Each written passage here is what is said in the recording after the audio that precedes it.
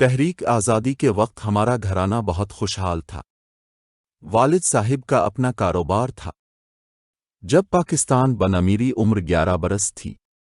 بے شک آزادی بڑی نعمت ہے، لیکن میری دکھ بھری زندگی کا آغاز بھی انہی دنوں سے ہوتا ہے۔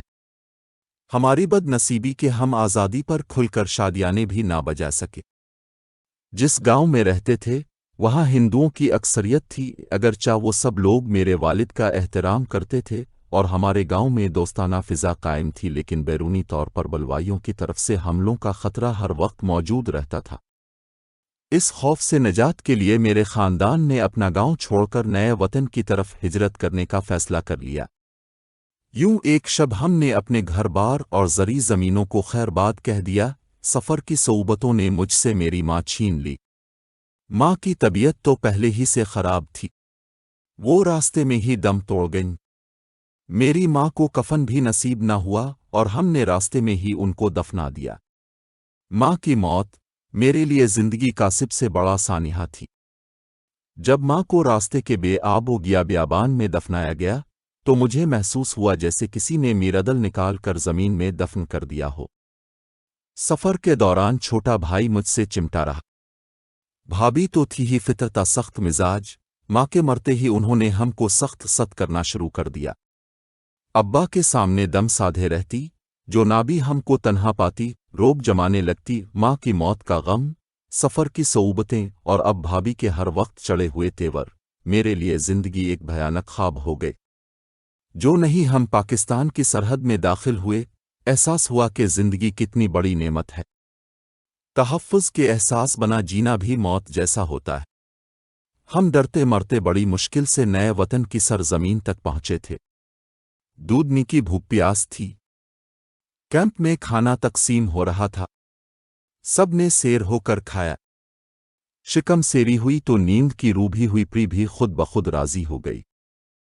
ہم بے سدھ ہو کر سو گئے۔ جب ہمیں کیمپ میں رہتے بہت دن گزر گئے تو بھائی کو خیال آیا کہ اس طرح مفت کی روٹیاں توڑنے سے بہتر ہے کہیں کام تلاش کیا جائے۔ میر ابے لوہے کا کام جانتا تھا، اس کو شہر میں ایک جگہ نوکری مل گئی۔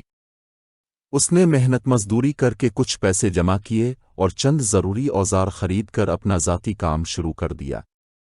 چھوٹا بھائی بھی کام کی تلاش میں دن بھر مار امیرا پھرتا۔ اگرچہ اس کمسن کی عمر محض 10 برس تھی، لیکن دل میں اس کے احساس کا دیا جلتا تھا۔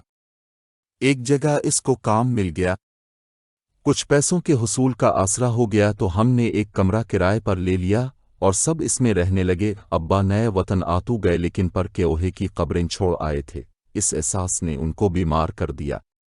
اوپر سے بھابھی کے بے روزگاری کے تانوں نے میرے والد کی زندگی مشکل بنا دی۔ میں 2 وقت کی روٹی کے لیے سارا دن ایک نوکرانی کی طرح بھابھی کے سامنے کام کرتی تھی۔ وہ پھر بھی خوش نہ ہوئی، ذرا سی بات کا بہانہ بنا کر میری کمر پر تھپڑ جڑ دیتی۔ ابا یہ دیکھ کر اپنے آنسو نہ روک پاتے، بہو بیٹے سے کچھ نہ کہتے تھے۔ وہ خود ان کے لیے ایک بوجھ تھے۔ ایک روز بھابھی کے رویے سے دل برداشتہ ہو کر کام کی تلاش میں نکلے تو اپنے قدموں پر نہ لوٹ سکے۔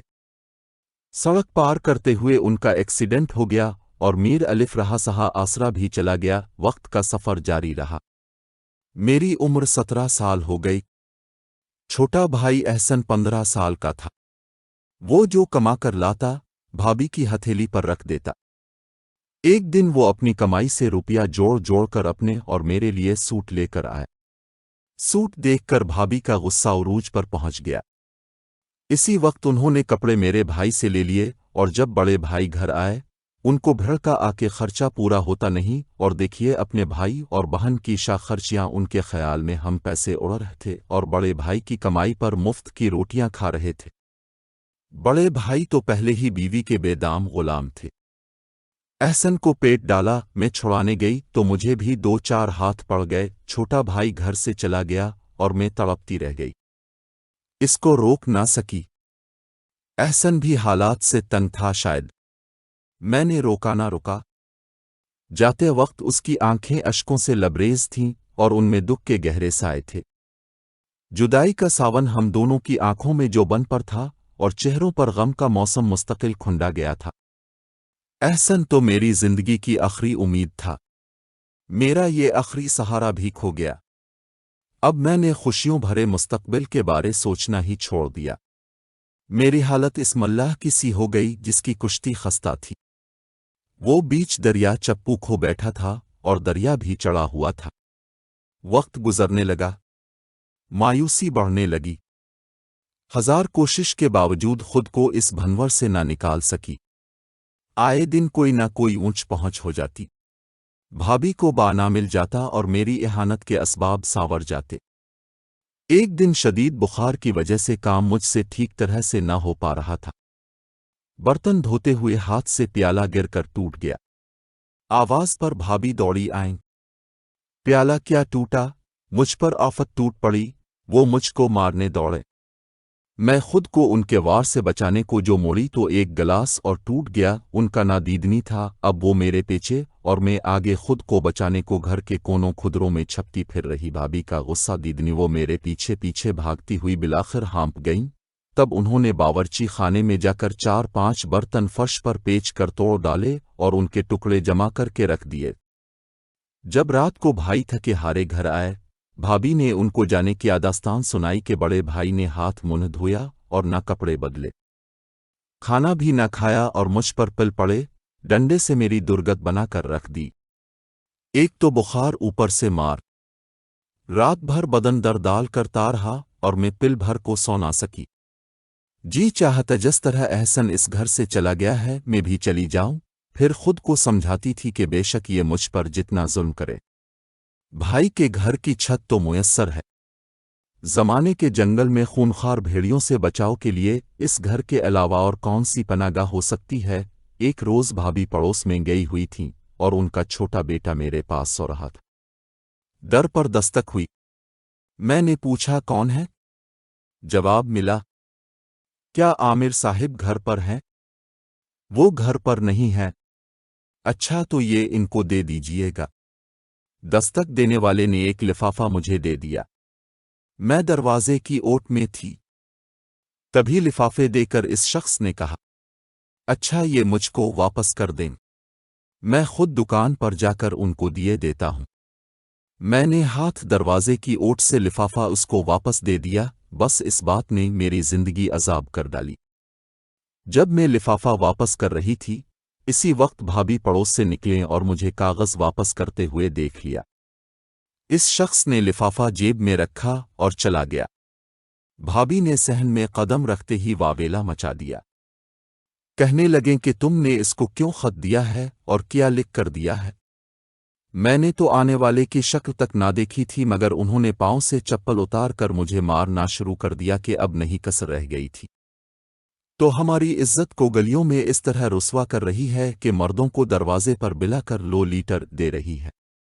میں نے لاکھ کہا، بھابھی میرا اس سے کوئی واسطہ نہیں، انہوں نے اعتبار نہ کیا۔ رائی کا پہاڑ بنانے میں تو وہ پہلے سے ہی ماہر تھیں۔ شام کو محسن بھائی آئے، انہوں نے نہ جانے ان سے کیا کچھ کہا کہ وہ کچن میں آ گئے۔ میں اس وقت برتن دھو رہی تھی، میرے پشت ان کی طرف تھی، ان کے تیور نہ دیکھ سکی۔ پوچھا، گیا ہو؟ آج کون آیا تھا دروازے پر؟ بھیا۔ اس نے فیاض نام بتایا تھا، اب کا پوچھ رہا تھا۔